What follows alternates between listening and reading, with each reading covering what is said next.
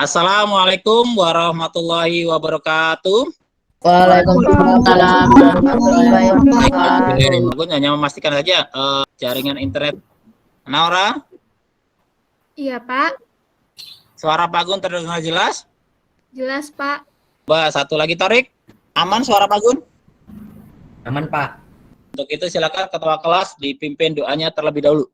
Teman-teman, sebelum kita memulai pembelajaran, marilah kita berdoa terlebih dahulu. Doa selesai. Di room saat ini sudah ada 34, itu berarti kalian sudah lengkap ya.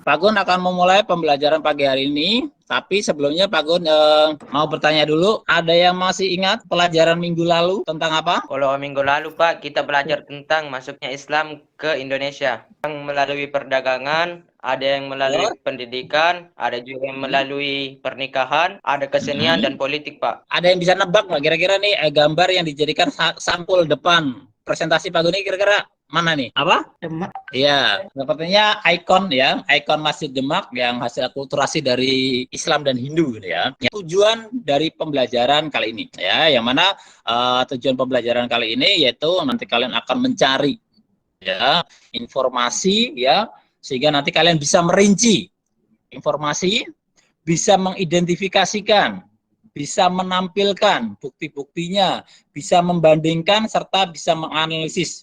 Jadi nanti kalian untuk penilaiannya, penilaian sikap meliputi kejujuran, kedisiplinan, tanggung jawab, dan peduli. Untuk pengetahuannya terdiri dari tertulis, tes tertulis, penugasan kelompok, dan untuk penilaian psikomotoriknya itu observasi, kerja kelompok, dan presentasi yang nanti akan kalian lakukan bersama-sama. Oke, sudah terlihat dulu? Banten oleh pasukan Islam. Sudah, Pak. Melemahnya pengaruh Pakuan Pajajaran atas Sunda Banten memberikan celah bagi kerajaan Demak untuk menaklukkan Banten. Yang kedua, karena ada bantuan dari pihak Sunda Banten sendiri. Penduduk Banten girang yang enggan ikut pengaruh Demak lalu memilih mundur ke pegunungan selatan. Nah, di sini kalian bisa melihat ya, ini sebenarnya peta kerajaan Islam yang ada di Indonesia yang Pak Gun tampilkan ini hanya sebagian kecil saja. Kalau kalian buka Wikipedia, di situ akan muncul banyak sekali kerajaan-kerajaan Islam yang ada. Ya, di sini kerajaan Islam yang terdaftar. Ya, kalau kalian buka Wikipedia, kira-kira kerajaan Islam yang masih ada sampai saat ini di Indonesia ya, itu apa? Ada yang tahu nggak kira-kira? Masih ada nggak? Apa? Kerajaan Kesultanan Yogyakarta, Kerajaan Kesultanan Aceh, Kerajaan Kesultanan Ternate, Kerajaan Kesultanan Cirebon. Sekian banyak, kok bisa sih ya? Kok bisa sih kerajaan-kerajaan ini hilang? Pada kemana? Terjadinya pertentangan di antara keluarga bangsawan. Habis itu Apalagi pemimpin-pemimpinnya nggak ada yang berwibawa, baru tuh adanya kekuatan dari bangsa barat yang mengadu domba. Oh ya, Iqbar tadi kata Iqbar kan kerajaan Islam tadi akhirnya kok kenapa sampai saat ini kok hilang atau bahkan bisa dikatakan tinggal sedikit. Makanya untuk membuktikan yang dijawab oleh Iqbar tadi benar atau tidak, makanya hari ini Pak Gun akan membagi kalian menjadi 5 kelompok, yang masing-masing kelompok berarti nanti akan ada 6 orang ya. Nah, ini satu kerajaan. Sumbernya apa aja yang dibahas? Ya nanti mulai dari lokasinya di mana, terus bukti-bukti sejarahnya apa, masa kejayaannya bagaimana, masa keruntuhannya bagaimana, lokasinya di mana, dan seterusnya. Pak Gun akan membagi kelompok yang pertama, kelompok Demak ya. Kelompok Demak, silakan bisa langsung mengakses link yang ada di atasnya. Selanjutnya kelompok Buatalo ya. Juga bisa langsung mengakses kelompok Kutai, kelompok Samudra Pasai, dan yang terakhir kelompok Ternate. Ya. Di situ ya, nama lokasinya ya, tuliskan nama-nama kerajaan yang ada di peta Indonesia. Terus yang slide keduanya, kalian bisa menjelaskan tentang lokasi kerajaan tersebut, karena ini Kutai berarti kerajaan Kutainya, sumber sejarah dan peninggalannya, Dan yang terakhir yaitu kalian bisa menjelaskan di sini mengenai masa-masa kejayaan ya dari kerajaan Kutai tersebut. Kan? Sedang berusaha menulis. Sekarang coba kita lihat dari kerajaan Ternate. Ya, kerajaan Ternate sudah lengkap belum? Oke, kerajaan Ternate sudah 6 orang ya. Gua Talu. Ya, kerajaan Gua Talu. Ya, berarti ini di Sulawesi nih ya. Iya, Pak. Lihat ya, untuk membantu kalian ya, terutama dalam hal untuk mencari referensi, browsing dan lain-lain, di slide ke-7 ya, link-link yang bisa kalian akses. Kalian tinggal klik aja di situ. Aduan saja. Kalau kalian merasa apa yang link yang Pak Gun bagikan ini kurang, kalian bisa mencari link yang lain. Iqbal bagaimana? Ada masalah? Enggak, Pak. Lancar, aman. Rafifah bagaimana? Aman, Pak. Ini nanti kalau dipresentasikan akan terpotong. Nah, karena kalau dipresentasikan akan seperti ini. Nah, kan terpotong kan tulisannya. Nah, makanya kalau itu kalian buat slide di bawahnya lagi aja, ya. Jadi kalian tinggal klik enter seperti ini. Lihat, klik aja di garis pinggirnya, Ctrl X, baru di Ctrl V. Permisi, Pak. Maaf saya potong. Ya. Izin ke kamar mandi, Pak. Oke, silakan.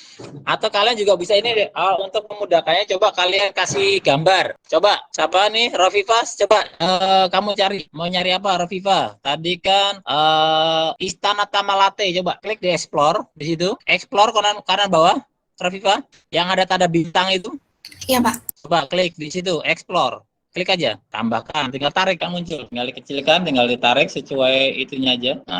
Nah kan langsung ada sumbernya itu. Jadi kalian nggak akan copyright atau istilahnya kalian nggak akan karena kalau kalian langsung cari di explore ya, kalau kalian langsung cari di explore ini langsung muncul itunya. Sumbernya tuh, sumbernya dari mana? Baik ya, waktu untuk diskusinya sudah cukup. Kerajaan Kutai, silakan. Ini kerajaan yang ada, kerajaan paling dekat dengan lokasi kita lah, karena sama-sama berada di Kalimantan Timur. Silakan Iqbar. Assalamualaikum warahmatullahi wabarakatuh. Waalaikumsalam warahmatullahi wabarakatuh. Saya Iqbar Taufikur Rahman Putra, mewakili anggota kelompok 3 yang terdiri dari Dwiki Ahmad Fauzan, Iqbar Taufikur Rahman Putra, Muhammad Fadil Putra Eryadi, Naura Destriani Azahra, Nur Haisyah Mailan, dan Rauda Nur Salsabila. Saya di sini akan mempresentasikan tentang kerajaan Kutai Kartanegara. Pada peta ini adalah peta penyebaran tentang kerajaan Islam yang pernah berdiri di Indonesia. Di nomor 1 adalah Kerajaan Perla, nomor 2 Kerajaan Samudra Pasai, nomor 3 Kerajaan Aceh, nomor 4 Kerajaan Sriwijaya, nomor 5 Kerajaan Banten, dan yang terakhir nomor 22 adalah Kerajaan Deli. Itu adalah gambar dari peninggalan dari Kerajaan Kutai Kartanegara. Di gambar yang pertama adalah prasasti Upa, di gambar yang kedua adalah ketopong Sultan, yang kelima adalah kura-kura emas. Demikianlah yang bisa saya presentasikan untuk hari ini. Sekian. Mungkin ada yang mau bertanya pada Iqbar? Torik, Pak. Torik, silakan Torik. Jelaskan apa yang dimaksud dengan Yupa. Yupa apa Bar? Atau yang lain? Yupa adalah prasasti pertama yang pernah dibuat oleh Kerajaan Kutai, sekaligus menjadi bukti bahwa pernah ada kerajaan Hindu di Kalimantan Timur. Ya.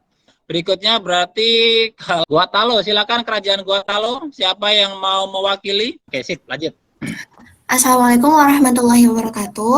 Waalaikumsalam warahmatullahi wabarakatuh. Waalaikumsalam warahmatullahi Saya Rohifan Ramadhani, mewakili kelompok saya akan mempresentasikan tentang Kerajaan Gua Talo. Lokasi Kerajaan Gua Talo yaitu letak wilayah inti kerajaan ini berada di daerah Kabupaten Goa, Sulawesi.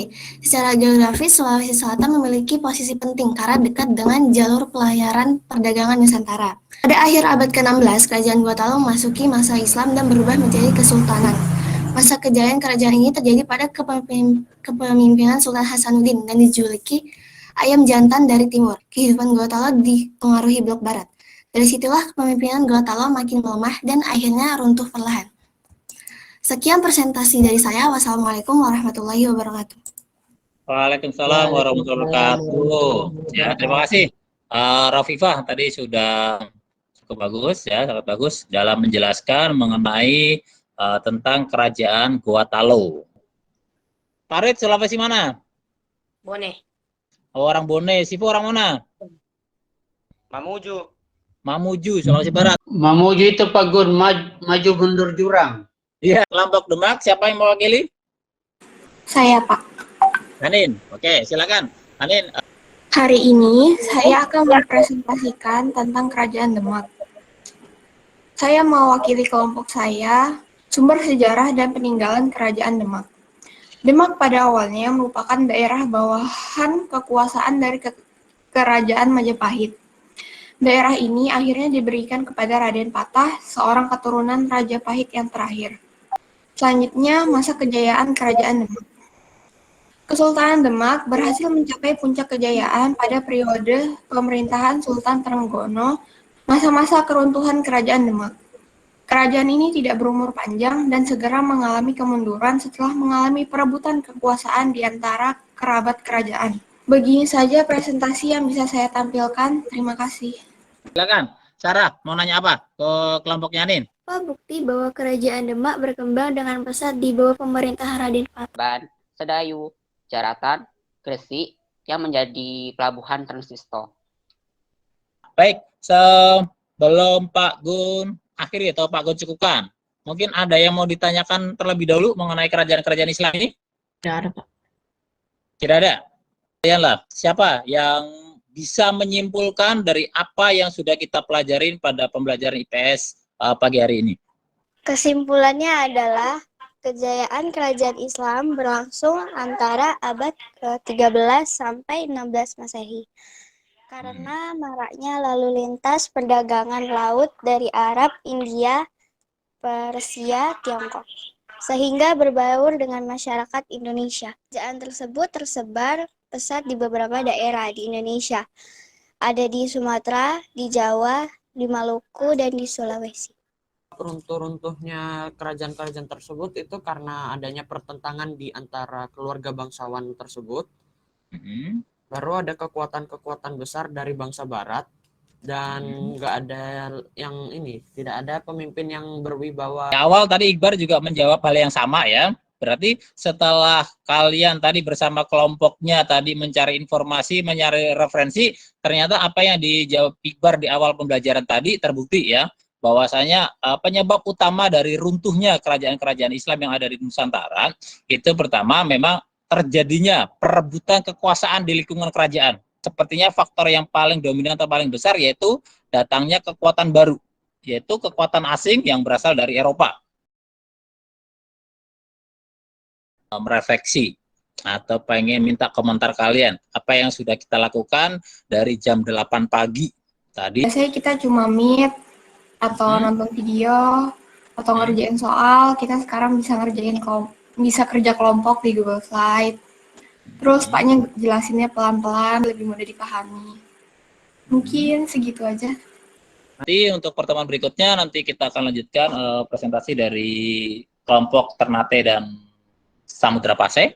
Dan kalau memang nanti masih ada waktu, berarti nanti kita lanjut ke materinya yaitu berhubungan dengan kedatangan bangsa-bangsa Barat. Ya. Untuk uji pengetahuannya ya nanti kalian bisa mengakses di e-learning. Untuk soalnya ada 20 pilihan ganda, 5 esai dan bisa kalian lihat di halaman 45. Terima kasih. Silakan Ketua kelas pimpin doanya. Teman-teman, sebelum kita mengakhiri pembelajaran pada hari ini, marilah kita berdoa. Berdoa dimulai. Kita Pak Gun akhiri. Wassalamualaikum warahmatullahi wabarakatuh. Selamat pagi dan selamat beristirahat. Waalaikumsalam. Sama-sama.